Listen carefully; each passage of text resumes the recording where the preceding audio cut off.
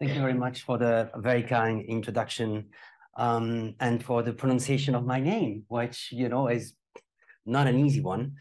So I'm an economist. I work in global research, economist by training, but I also had the chance to work in diplomacy. And so my job is quite unusual in banking, and probably one of the only one that I know, whereby I do economics and geopolitics. And I try to see the connection between the two. I've been with the bank for 16 years now, have sat in Dubai, London for 10 years, and I've just moved to Paris, which, in case you didn't still pick up on my thick French accent, is home. So I have 20 to 25 minutes to talk about macroeconomics and geopolitics on a global basis for 2024. So that might be the biggest challenge. So it's probably going to be more about keeping it to the big headlines, giving food for thought, and hopefully give you the chance to ask, one or two questions at the end. I'm going to try to keep track of the time as closely as possible. So if we think about, the outlook, where we are today, how we look at 2024, there are some big themes, that are coming up that are obvious to everyone. It's weak global growth compared to historical norms, compared to recent, history. Trade volumes have also started to, go off, their historical standards. Very restrictive interest rates environment. As you know, we have been through the steepest monetary policy tightening in modern history. And obviously mounting geopolitical tensions. That's where I guess, my job comes in.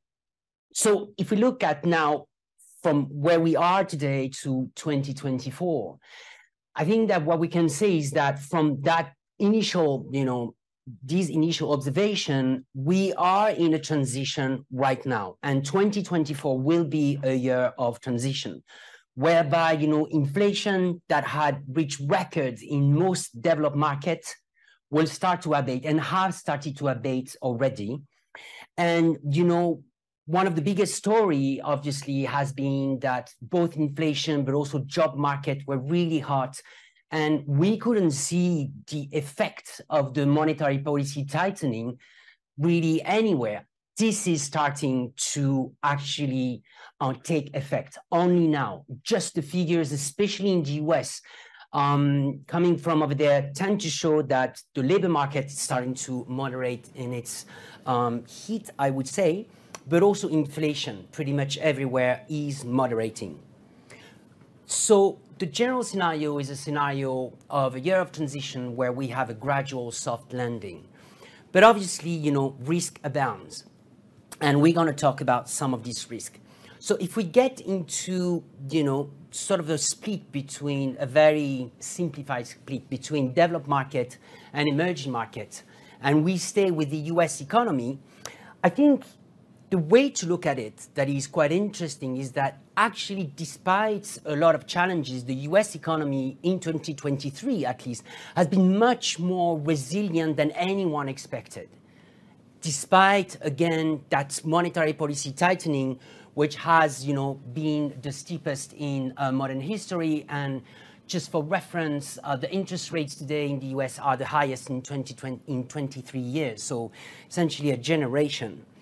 And even in the banking sector, if you remember at the beginning of the year, there was some deep stress in the US with some failures and the risk or fear of a contamination, contagion effect, not only in the US, but in Europe. This didn't pan out either. In fact, what we saw was that the job market kept being, brilliant, basically, like very strong. And inflation did not abate, and you had the latest GDP growth in the US was incredible, close to 5%. So that defied almost gravity. In the euro area economy, I think that obviously it didn't perform as well, and that's because of structural issue and the way Europe, is structured economically. It never goes as down as the US, and it never goes as high as the US. It's structural.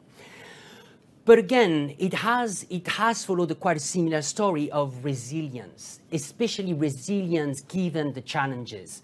And being, in a commodity, seminar today, even if I know it's not exactly energy, but one of the biggest challenge that Europe, has faced in 2023 and late 2022 has been to substitute its energy supplies to a scale that was unprecedented in history. Some countries in Europe were 80 to 90% dependent on Russia's energy import. And today we are in a situation where essentially Europe has completely cut off all these imports from Russia and its dependence on Russia. It came with pain, but not as much pain as most expected. Now, if we look at the way this will work in 2024, as I was saying, the monetary policy tightening cycle seemed not to be working, as inflation was still high and the job market was still hot, but it is starting to work now. So the good thing is inflation is starting to abate, but you have other things that are less pleasant, such as obviously the delinquency in loans, in credits, is starting to really pick up pretty much everywhere. Some of the forward indicators, such as what we call PMI, are worsening pretty much everywhere. And the general tighter, credit environment means that the loan demand has really started to come down. And as you know, credit generally in the economy is, especially in developed economy, is the biggest driver of growth. So what does that mean? It means that in most DM countries, developed market countries, the US and Europe, we're going to see in 2024, that will be, slower than 2023, with two parts, probably a first half that will be much, I would say, slower, and a second part when the central bank will start, to ease their cycle, where the growth, should start to pick up, and we're going to have achieved, the soft landing as is generally depicted.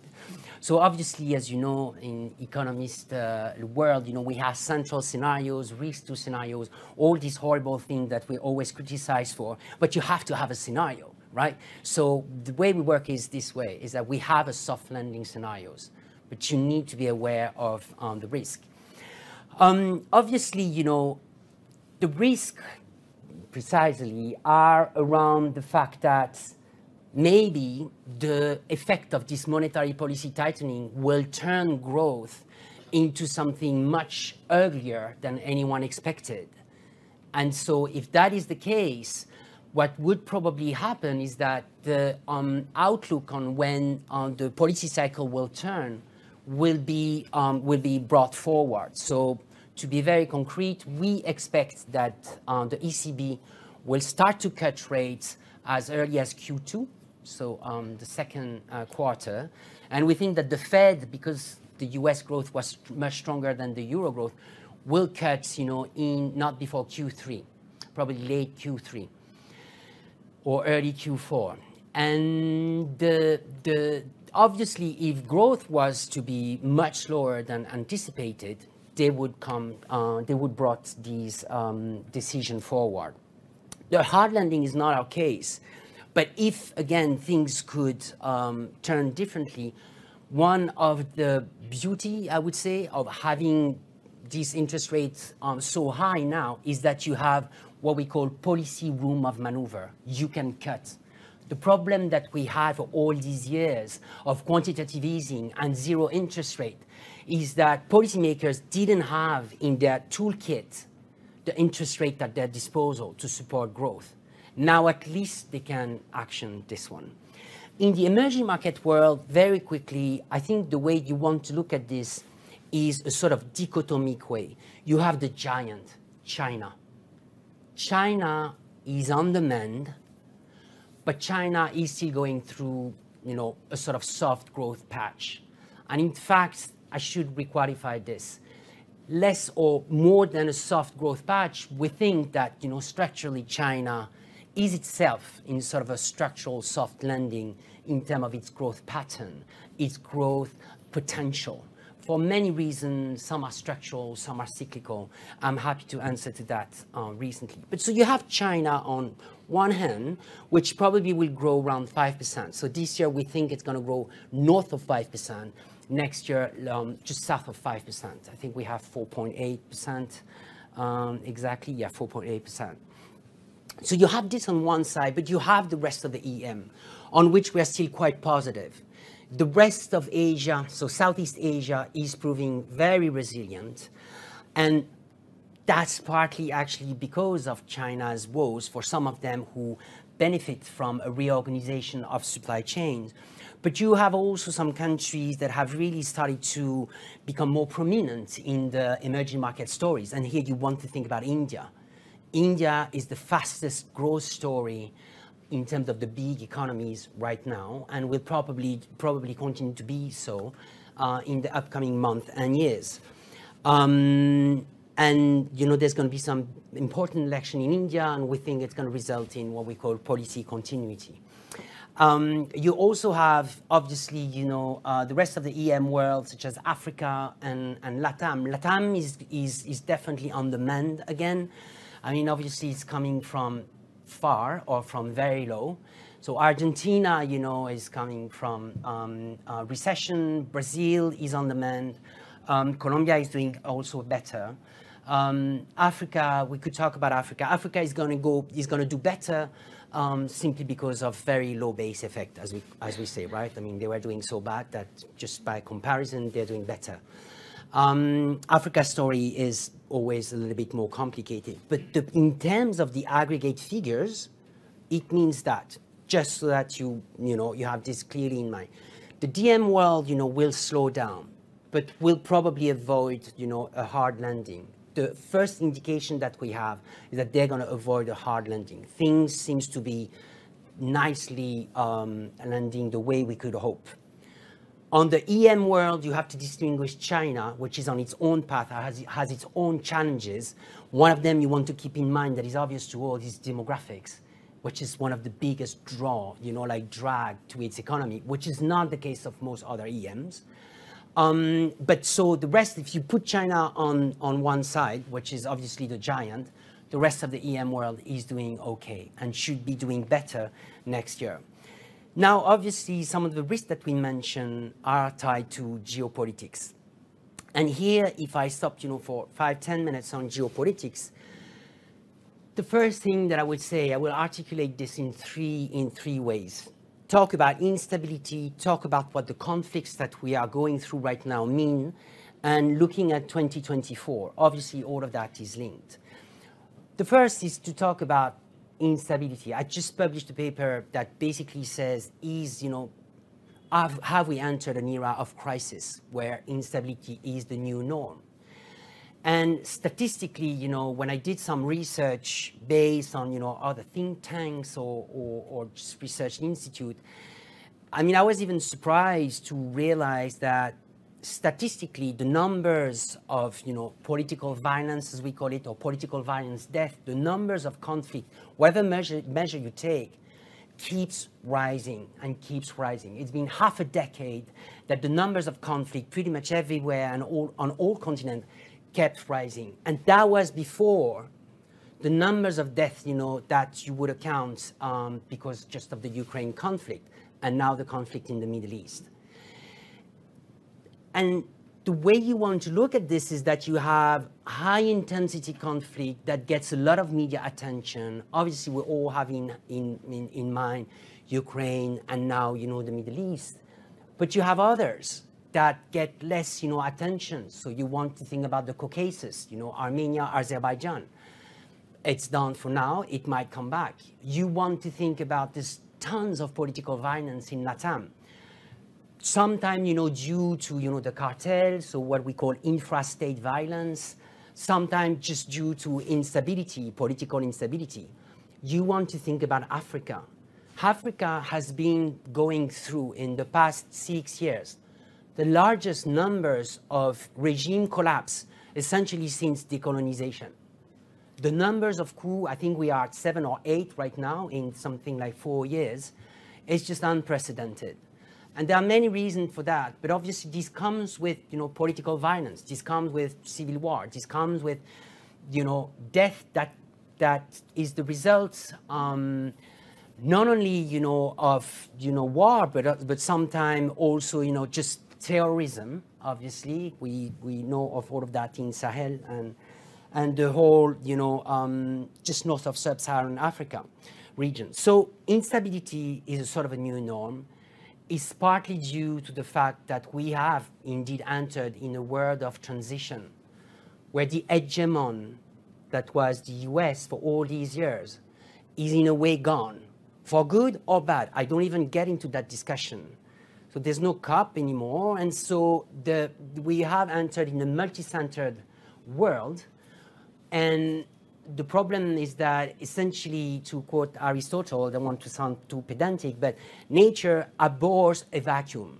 And there is a vacuum that gets filled in everywhere, in Africa. And in fact, the repercussion of the Russia-Ukraine war is also palpable in regions such as the Caucasus. One of the reasons why the war came back there is that Armenia's traditional backer was Russia. And all of a sudden, Russia was not there anymore. And Azerbaijan said, that's the time. That's the time. And, as Armenia had some armed deliveries that were supposed to come from Moscow. And Moscow said, we can't honor that contract. So think about, how sometimes the presence of a big force actually acts as a stabilizer for the good or the bad. But the absence or the disappearance of these stabilizing factor means more crisis. Obviously, the other thing is to think about what do the conflicts, that we are seeing means. And very simply put, I think that the way you want to look at this, and it's really reprising the idea that I've just mentioned, is that we are increasingly in a fragmenting world, in a world that is fragmenting. You have two big blocks. You have the US, and its allies in Europe, but also in Asia. And then you have Russia and China, the Russia and China axis. That division of the world obviously had taken some time in the making. You had the competition between China and the US, which was prevalent during the Trump years. But what's interesting is that the conflict in Ukraine has, in a way, crystallized typically the Russia-Ukraine axis. And why? Not because necessarily, at least from China, there is a spontaneous love for Russia, but because in the way that they look, at the world order, they think that the post-World War II world order has been designed for and by Western interest, disregarding the interest, of other countries such as China or the emerging market world. And in that view, they're going to continue to contest a global world order that they see as being dictated by the US and the West. And they need Russia in that narrative. Even if there's many things that separate them, they need Russia in that narrative. So two blocks. Don't forget the third one, that is sometimes and more referred to as the global South. And these two blocks, they are fighting over influence on that third group, which is the global South. And each war is an occasion for one or the other group to try to get the global South, adhering to their idea. And the thing is, what's interesting is that in terms of the sequencing, during the Russia-Ukraine war, the US and the West tried to convince Africa, LATAM, some Asian countries, that condemning Russia was a moral imperative, which for some EM countries was difficult to bite because they kept saying, you have double standards, moral imperative is when it suits you. Where were you, when there was this or that conflict, you choose your battles. But somehow, progressively, more and more countries, at least got to a neutral position. All these efforts from the West typically have been lost in the Middle East conflict. We have to be very clear. In terms, again, of conflict consequences, what does it mean for the march of the world? It's very clear that the West has lost most of the Global South and the EM countries because they perceive that the US and Europe, at least initial support for Israel, was misplaced for many reasons that include the fact that most EM countries, don't forget, from the decolonization world, self-determination, see the Palestinian plight as essential. And so anyway, for them already, they always had a fight, a sort of an affinity for one or the other cause. But the way, the US has sided, at least initially, very strongly with Israel has been viewed, as, again, double standard. And that's the first point I want to make. The second point I want to make is that even if that position is changing in the West, and even if, the West is being a little bit more nuanced or saying there's a human toll in Gaza that is unbearable, actually, we are in a new world where the battles of narratives are sometimes more important than the battle of the truth. And by most, estimates, the West has lost the battles of narrative, has lost what we call a new concept maybe that I can introduce here, the cognitive warfare. Now cognitive warfare everywhere. It's how you play with people's emotion. You play with people, sense of what is the truth. And today, most emerging market countries, tend to see the West and the US really as having lost a lot, if not all, credibility in terms of their leadership or moral guidance that they, tend to preach very often.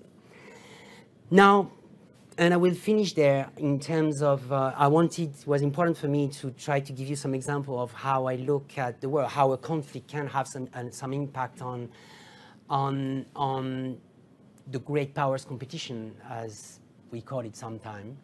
In terms of 2024 and the big wars, the biggest one, being the Russia-Ukraine war, very unlikely to have any breakthrough, any, I would say, ceasefire, anything that could resemble something where there is an exit ramp. And one of the reasons for that is that Ukraine is struggling. I mean, again, I'm happy to answer a question on that, but Ukraine is struggling, but it's mostly from the Russian position. It's very clear that Putin's calculation now, and Russia's calculation, now integrate the November 2024 US election. Because in their mind, obviously, if Trump comes back, the opportunity to completely upend the dynamic of this war is for them to seize. So there is zero incentive for Putin or Russia to actually make any sort of concession or come to the table before November 2024. And so you need two parties to sit at a table. So that's, again, happy to be challenged, but that's a very schematic or simplified idea to look at it. The other thing that obviously, because I mentioned that, is very important in terms of the geopolitical calendar is obviously November 2024 election in the US. We all start, to work a lot on the scenarios, what we would mean. We know it would mean another major disruption. Everything that I spoke about before, in terms of the West, the concept of the West, all of that anyway would probably crumble if we follow what happened during Trump, number one, since he didn't believe, in the alliances, the system of alliances. NATO has never been stronger since the Russia-Ukraine war. This could go into tatter because Trump doesn't believe in that. And obviously, in mind, we all have this idea that Trump said that he would end the war within 24 hours. And so that essentially means, just conceding to Russia all the Ukrainian territory that they have right now. And obviously, there's also the economic part where, he has announced, and again, we published a paper on that. In terms of economics, his legacy for his first mandate, I think we can all agree on that, was the Trump trade wars, okay? You haven't seen anything. Believe me, if he's about to do what he promised he would do in his program campaign that you can find on his website, the trade war would be global, essentially. He would impose tariff on all countries, on all imports from everywhere in the world. Right now, to give you an idea, the share of imports, U.S. imports that arrive there is about 30%. This would get to 100%. So the trade war could become exponential. I will pause there to maybe see if you have one or two questions, but I want to thank you very much for your attention. Thank you so much.